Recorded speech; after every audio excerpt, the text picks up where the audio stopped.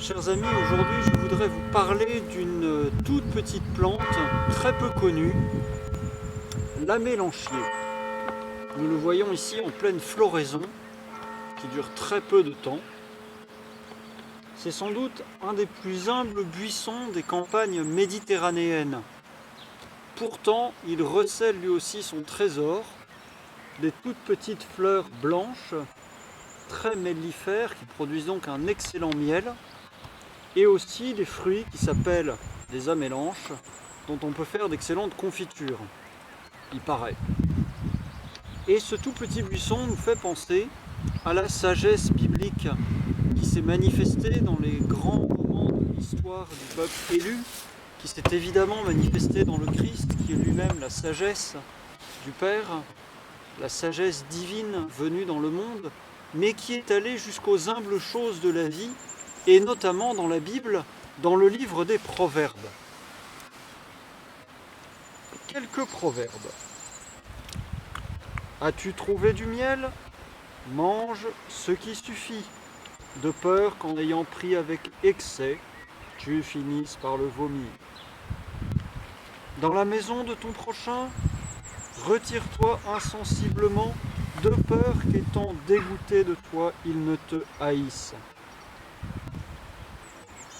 Un dard, une épée, une flèche perçante, voici celui qui porte un faux témoignage contre son prochain.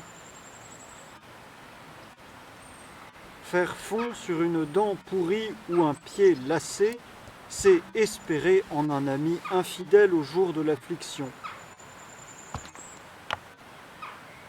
Chanter des cantiques devant un cœur affligé est comme mettre du vinaigre sur une plaie.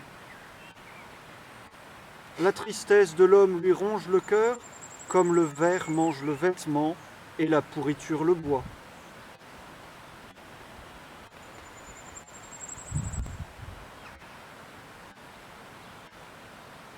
Une bonne nouvelle qui vient d'un pays éloigné, c'est comme de l'eau fraîche pour celui qui a soif. Enfin, le miel n'est pas bon à celui qui en mange beaucoup, et celui qui veut sonder la majesté sera accablé de sa gloire. La sagesse biblique nous parle de beaucoup de choses très humbles, très simples, et en même temps, elle nous guide ainsi sur la voie du salut. C'est pareil pour l'amélanchier. C'est sans doute un très petit buisson qui n'a pas grande apparence, sauf quand il est en fleurs, et pourtant il recèle lui aussi son trésor. Car au fond, chers amis, qu'est-ce que la sagesse? Qu'est-ce que ces mystérieux attributs divins? La sagesse, c'est voir Dieu. Et c'est ainsi que les saints l'ont compris.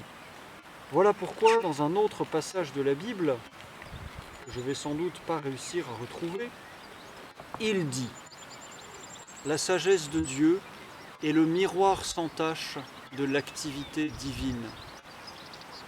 Le reflet de sa bonté, la lumière éternelle. » Nous aussi, chers amis, lorsque nous méditons nos proverbes, qu'ils soient de la Bible ou de notre sagesse populaire, eh bien, nous pouvons arriver à la sagesse.